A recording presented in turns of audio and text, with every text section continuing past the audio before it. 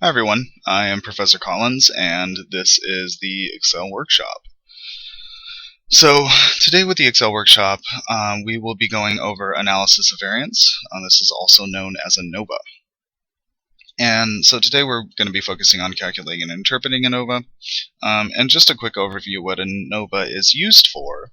ANOVA is very similar to t-testing. So it's very similar to the independent samples t-test.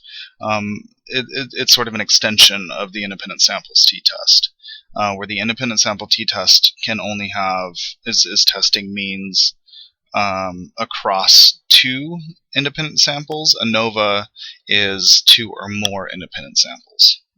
So t-test stops at two samples, where ANOVA goes beyond that. So for the workshop today, we're going to be focusing mostly on computing the test statistic and interpreting the results. So let's go quickly take a look at our data here.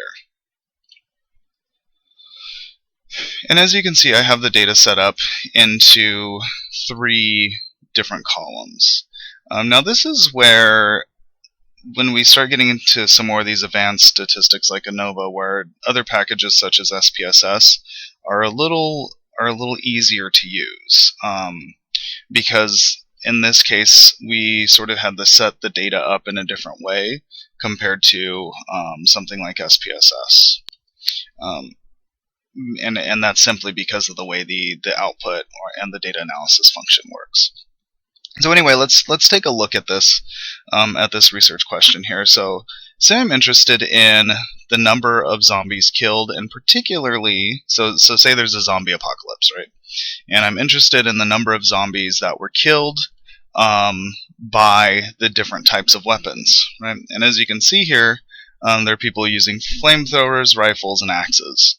And so our research question here is, are different weapons better at killing zombies?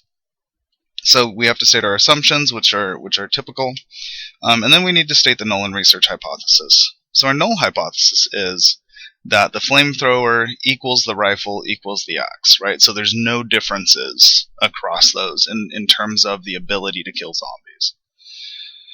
Research hypothesis, on the other hand, is that the flamethrower is different than the rifle, is different than the axe. So each of these are different. What we need to do is establish our critical region to identify our critical area. And so we're going to use our alpha level of 0.05 as is typical. Now, unlike t-test, ANOVA is a little different. We have 2 degrees of freedom here. We have degrees of freedom between, DFB, and degrees of freedom within.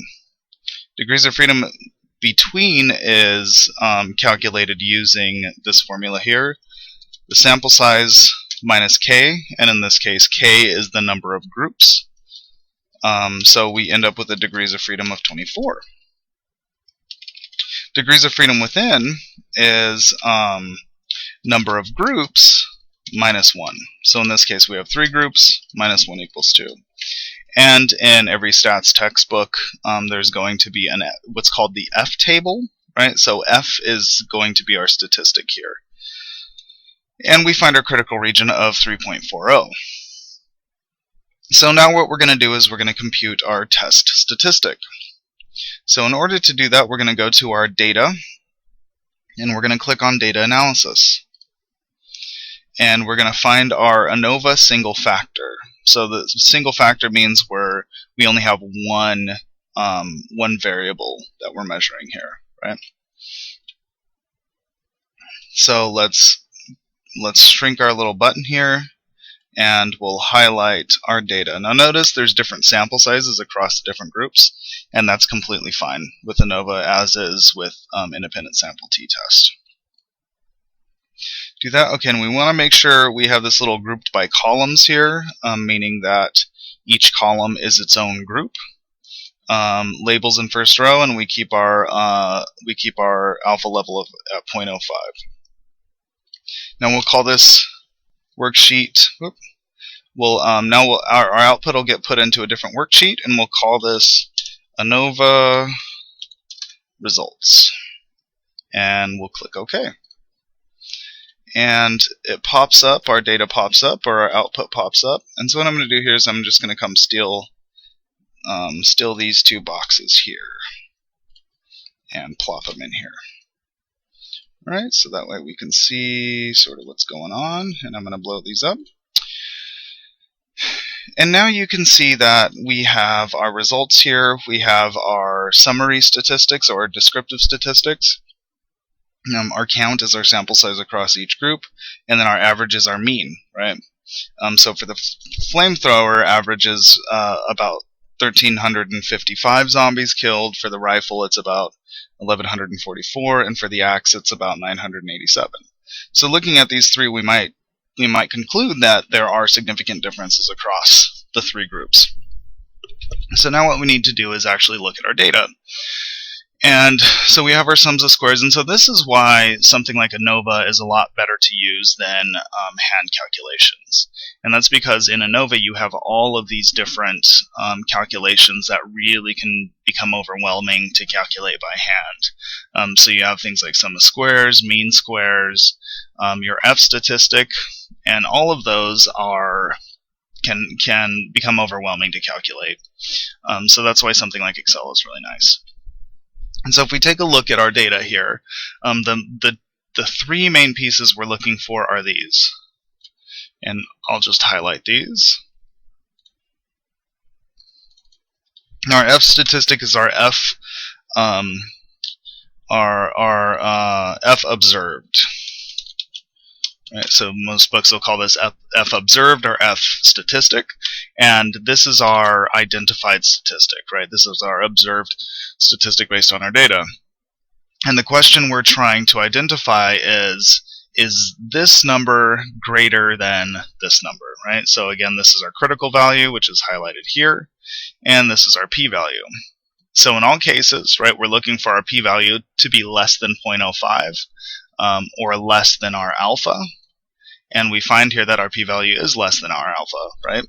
So what this is telling us is that that there is significant differences across these three groups. The thing that ANOVA doesn't tell us, though, that t-test tells us, is specifically which groups are significantly greater than the others. So the flamethrower might be significantly greater than the axe, but not the rifle. This doesn't tell us that, right? But we do know some basic information, so we can start interpreting our results. So what I would say is something like, in ANOVA, that the number of zombies killed varies by the weapon of choice. Right? And then we can get more specific. So the way we do that is now we're going to run a series of independent sample t-tests. So I'll go back to our raw data, click on our data view, and go to data analysis. Scroll all the way down to t-test assuming equal variances. Click OK. Variable 1, we're going to test flamethrower versus rifle. Okay. Labels, no hypothesized mean difference, alpha level of 0.05, and I'm going to call this flame versus rifle, and click OK, and that'll give us our data here, right? So again, go back and watch the independent sample t-test just to see what I'm doing here. So I'm looking for the two-tailed p value, and we see there that it's not significantly different because it's not less than 0.05, right? So we know that there's not a significant difference between the flamethrower and the rifle.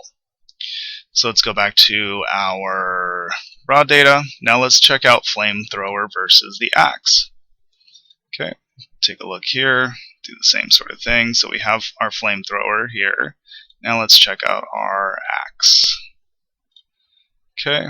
We can press, we're going to call this flamethrower versus axe. Okay. And our two-tailed test is significant. It's less than 0.05. So now we can go back and interpret our results. Let's see. Specifically,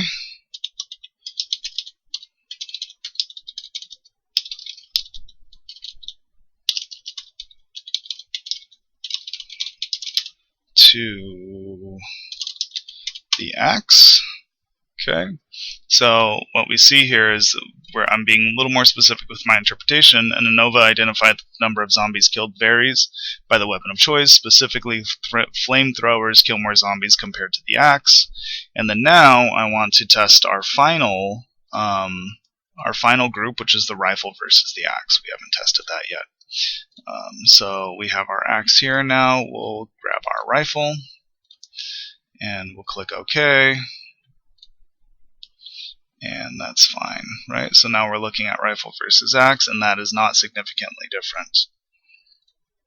Alright, so the only weapons that were significantly different was the flamethrower compared to the axe. Now these are called post-hoc comparisons, just to note the three different comparisons that we did. Alright, and so that is your quick interpretation. So we know that an ANOVA identified that there was a significant difference across these groups, or between these groups. But independent samples t-test identified specifically which groups were greater or less than the others. Alright, and so that is your quick Excel workshop on analysis of variance. Thanks for watching.